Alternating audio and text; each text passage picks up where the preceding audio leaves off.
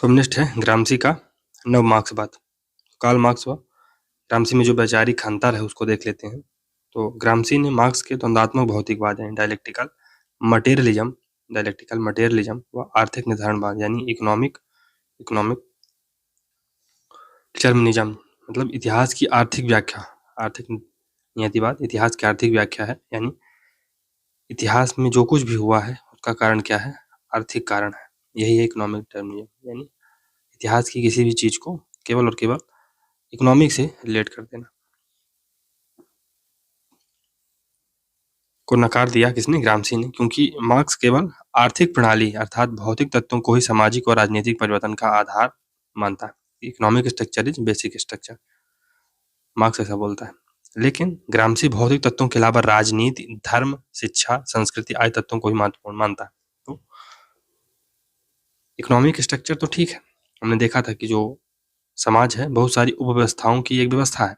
तो यही है कि बहुत सारी जो उपव्यवस्थाएं हैं जिसमें राजनीति है, धर्म है, शिक्षा है, संस्कृति है, ये भी महत्वपूर्ण रोल अदा करती हैं। अब जब 1527 में जब पानीपत का प्रथम युद्ध हुआ था, तो जब बाबर की सेना हारने लगी तो उसने उसने जिहाद का नारा दिया था, जिहाद का नारा दिया था।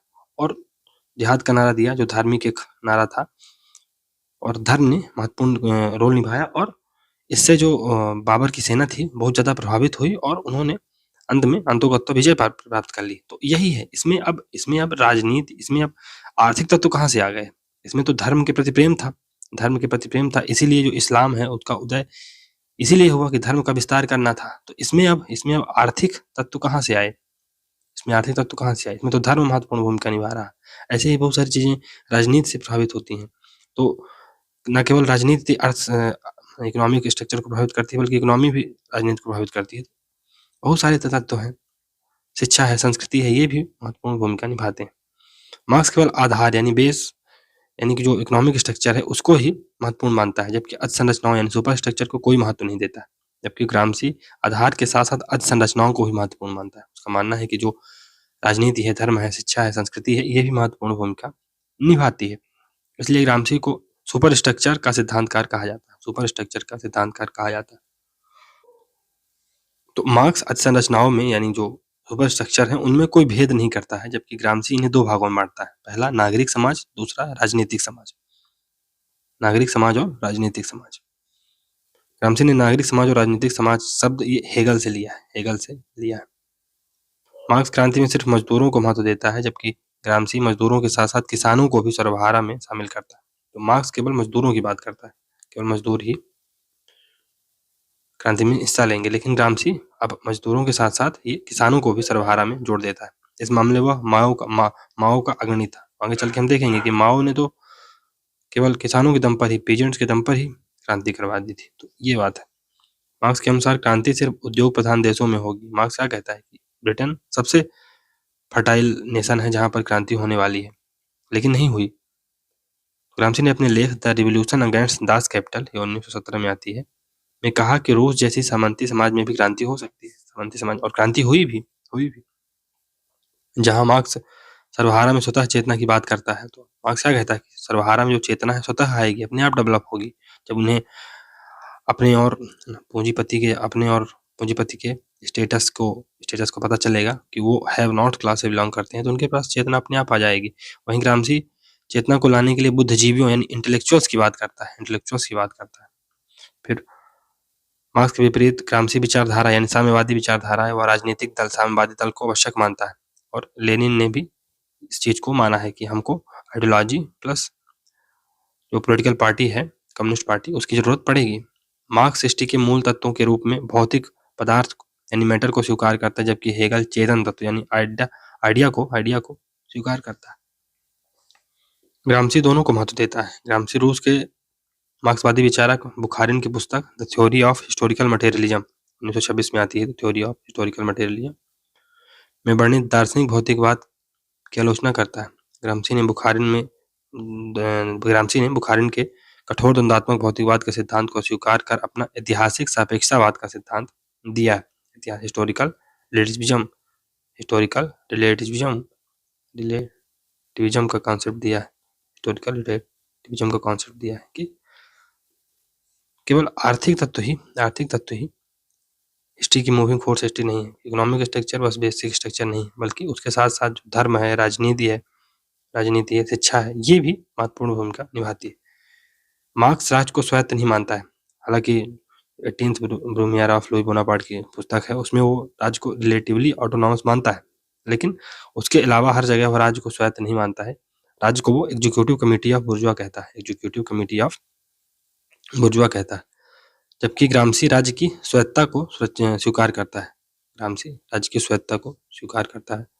ग्रामसी ने सामाजिक परिवर्तन में वैचारिक संघर्ष को महत्वपूर्ण माना है, यानी जो आइडियाज है ना, आइडिएशनल जो कन्फ्लिक्ट होता है उसको मार्क्स बहुत महत्वपूर्ण मानता है, और ये चीज़ वो हेगल से लेता है कि मैटर के साथ साथ आइडिया भी इम्पोर्टेंट है, आप आइडिया को दरकिनार नहीं कर सकते।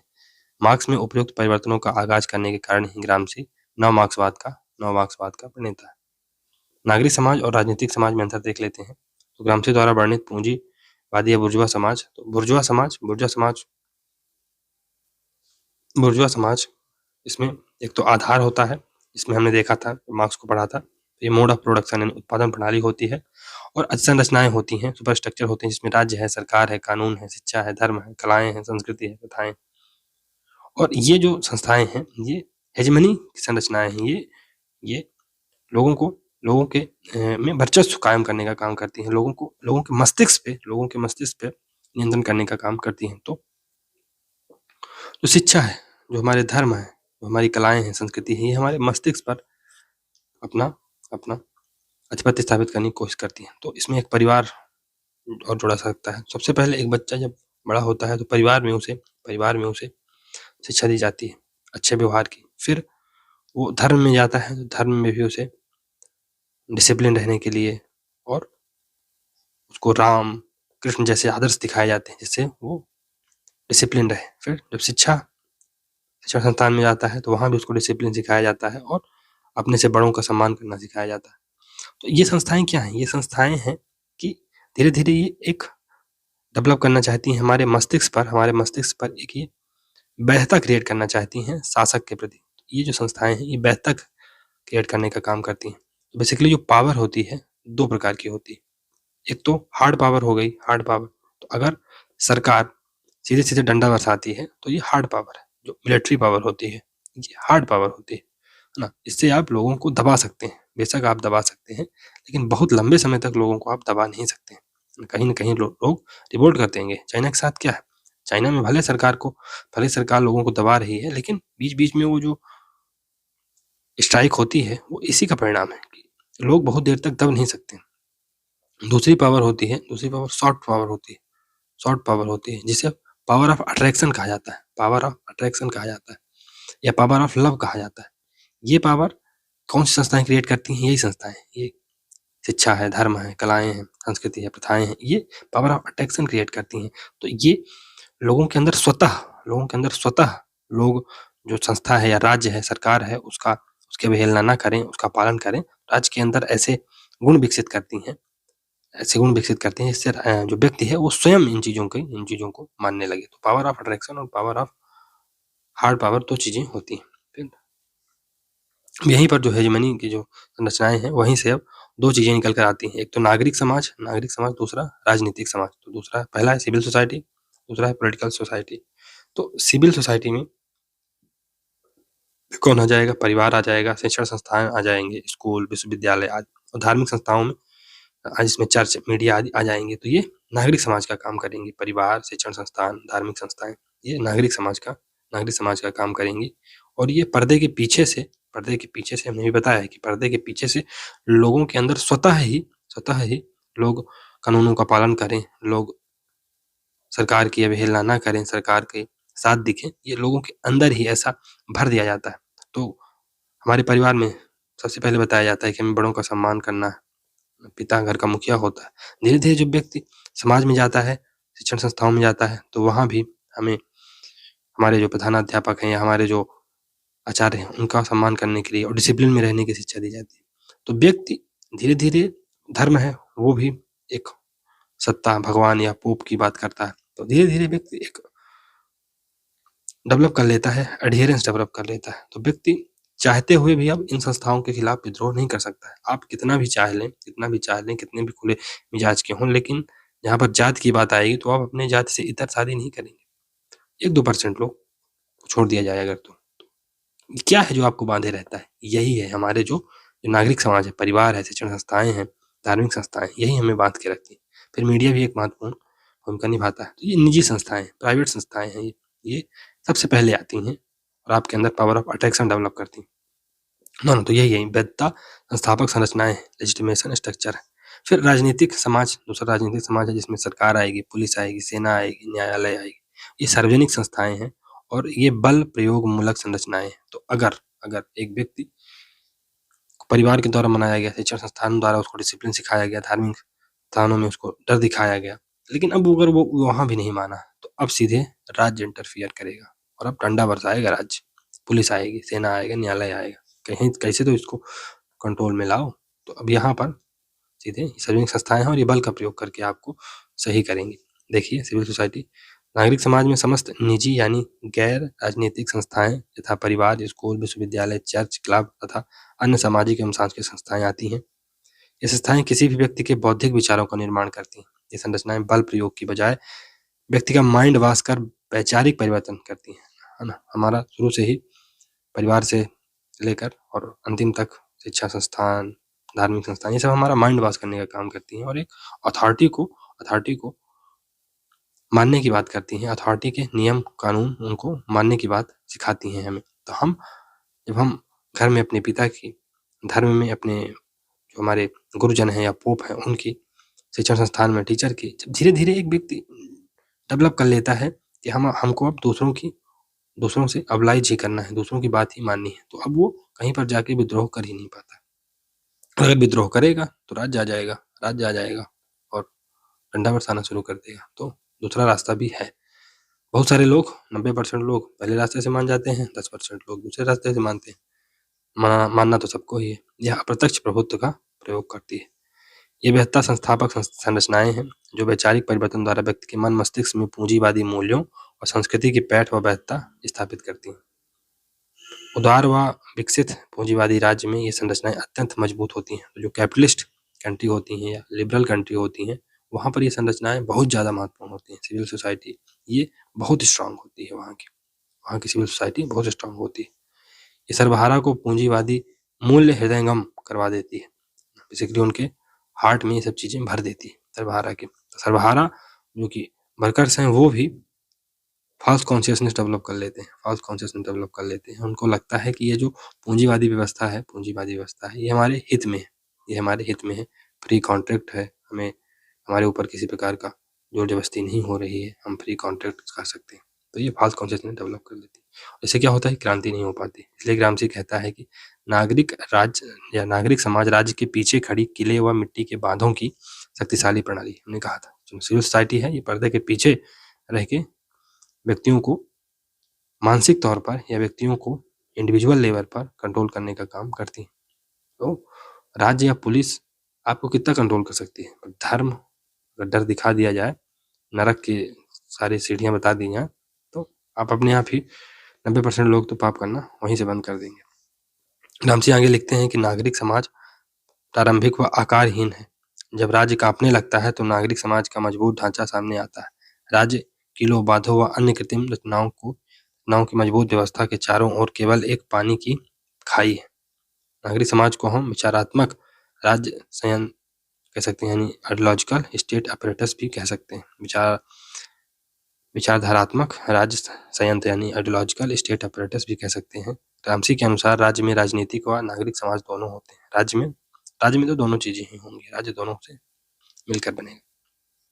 अब नागरिक समाज तो राजनीतिक समाज में सार्वजनिक संरचनाएं, फॉर एग्जाम्पल सरकार, सेना, पुलिस, न्यायालय आते हैं। ये बल मूलक संरचनाएं होती हैं जो प्रत्यक्ष प्रभुत्व का प्रयोग करती है। ये संरचनाएं सामंती पिछड़े समाजों में अत्यधिक मजबूत होती हैं। तो हमने देखा जो सामंती समाज से जो पिछड़े समाज थे वहाँ पर डंडे का उपयोग ज़्यादा किया जाता है, लेकिन अब जब से मॉडर्न सोसाइटीज़ आई हैं तो वहाँ पर अब स्कूल खोल दिए गए हैं। वहाँ पर परिवारों मतलब वही सिविल सोसाइटी कॉन्सेप्ट लाया गया और सिविल सोसाइटी को बहुत ज़्यादा मजबूत कर दिया गया। विकसित औद्योगिक पूंजीवादी समाजों में तब प्रकट होती हैं जब नागरिक समाज वैधता स्थापना में असफल हो जाता है, तो बहुत ज़्यादा अगर दंगा भड़क गया तब फिर सरकार आएगी और पुलिस बल आएगा। इस प्रकार नागरिक समाज सहमति उपलब्ध करवाता है, राजनीतिक समाज बल प्रयोग करता है। तो अब नेक्स्ट है प्राधान्य यानी हेजेमनी। तो प्राधान्य या सांस्कृतिक प्राधान्य यानी कल्चरल हेजेमनी ग्रामसी की सबसे प्रसिद्ध संकल्पना है। वही हमने जो अभी पढ़ा था कि जो 2 प्रकार की पावर होती है, एक हार्ड पावर और दूसरी सॉफ्ट पावर। बेसिकली हेजेमनी क्या है? हेजेमनी है सॉफ्ट पावर क्रिएट करना। सॉफ्ट पावर क्रिएट करना मतलब लोगों के मन में राज करना। एक होता है कि लोगों को डर से लोगों के ऊपर राज करना, दूसरा लोगों के मन में राज करना। मोदी जी क्या कर रहे हैं? लोगों के मन में राज कर रहे हैं। वो ऐसी-ऐसी चीज़ें लाते हैं कि लोग स्वतः ही उनसे कहते हैं वाह मोदी जी! ये क्या है? वाह मोदी जी! ये लोगों के मस्तिष्क में वो घुस गए हैं। उन्होंने धर्म का सहारा लिया, उन्होंने अपनी वाक्पटुता का सहारा लिया, उन्होंने शिक्षा संस्थाओं का सहारा लिया। तो इस प्रकार से क्या होता है कि सॉफ्ट पावर क्रिएट की जाती है। सॉफ्ट पावर क्रिएट की जाती है। सॉफ्ट पावर क्रिएट कौन करता है? परिवार क्रिएट करता है। हमें डिसिप्लिन में लाके, हमें पिता की अथॉरिटी को सर्वश्रेष्ठ बता के, फिर धर्म भी सॉफ्ट पावर क्रिएट करता है। शिक्षण संस्थाएं भी सॉफ्ट पावर क्रिएट करती हैं। मीडिया सबसे बड़ी भूमिका निभाती है। मीडिया आपने सुना होगा गोदी मीडिया। ये क्या कर रही है?